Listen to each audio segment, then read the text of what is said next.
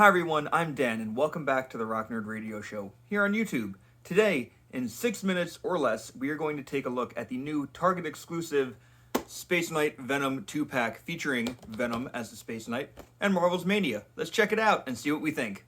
Come geek out with us on the Rock Nerd Radio Show. Alright, we're going to start by looking at the Space Venom in this 2-pack, and if you're wondering why there are two on the screen right now, it's because we already had a Space Venom as a Build-A-Figure release a number of years ago in a Spider-Man-centric wave. And this figure, this is the new one here, is essentially unchanged. We have all the same paint apps and details that the old one had. I'll just kind of spin them both around.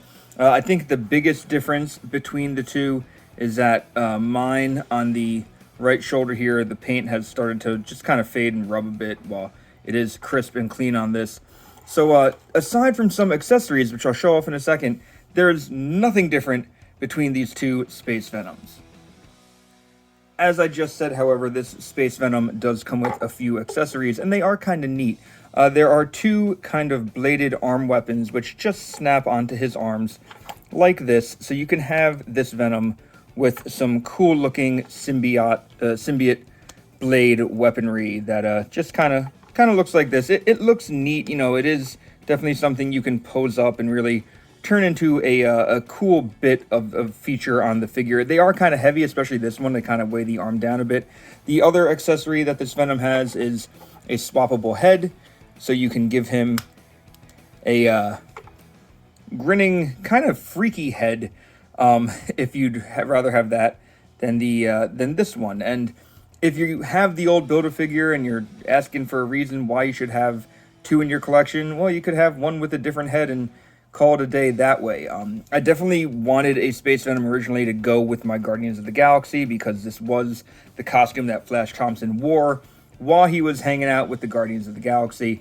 The weapons they're neat, they're a cool feature, but honestly, they're big, they're bulky, and I don't know if they're really going to be something that I display this Venom with.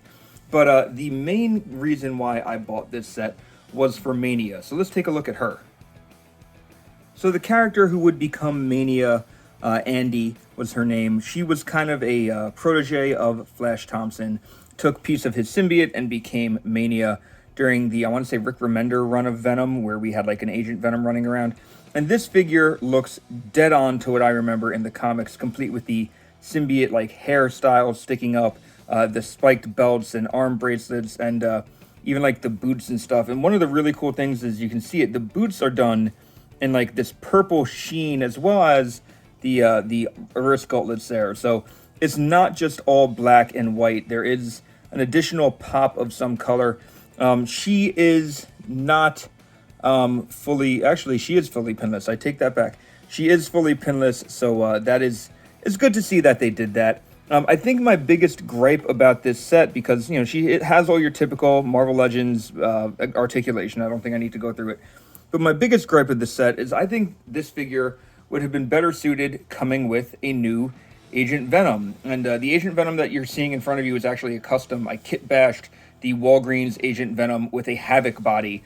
So I have like some, what I think are better joints for this figure. I think he moves better, because the original body that the armor pieces were on was kind of an outdated body that I feel like didn't really move that well. So I swapped out the pieces. It took quite a bit of part swapping, but I think this set would have been better to be a new Agent Venom with Mania, since they were paired up in the comics together. I'm assuming maybe to hit some kind of mandated target price point. That's why they didn't do it. But yeah, that's just what I would have preferred. So just my final thoughts on this set. I remember not ever seeing a full Space Venom wave in person, other than at a convention in which I bought the entire thing in one shot. I remember not really seeing those figures in stores, so that kind of led me to believe that Space Venom, or Space Knight Venom, was hard to find. Maybe I'm completely misremembering, so if you didn't get him the first time, this 2-pack does provide you with a great opportunity to own him if this is something you want to own. There are some people who like collecting Venom figures. You can kind of see at the bottom of my screen here, there are a lot of symbiotes there. So maybe this is something you want to add to your Venom shelf. Mania goes well with it as well.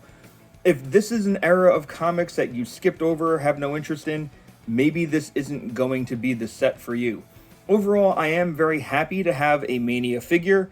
I think she looks really cool, and I'm gladly going to be adding her to my display shelf. I don't know if I need another Space Knight Venom. That might be one who ends up just kind of sitting in a storage bin or maybe even getting sold at some point. But let me know your thoughts down in the comments below. Are you springing for this 2-pack? Are you waiting for a Black Friday sale or a Cyber Monday sale or something to snag it? Let me know. Leave a like if you are so inclined. And until next time, I've been Dan. That's been Space Knight Venom and Mania. You've all been pretty awesome, and I'll see you around. Come geek out with us on the Rock Nerd Radio Show.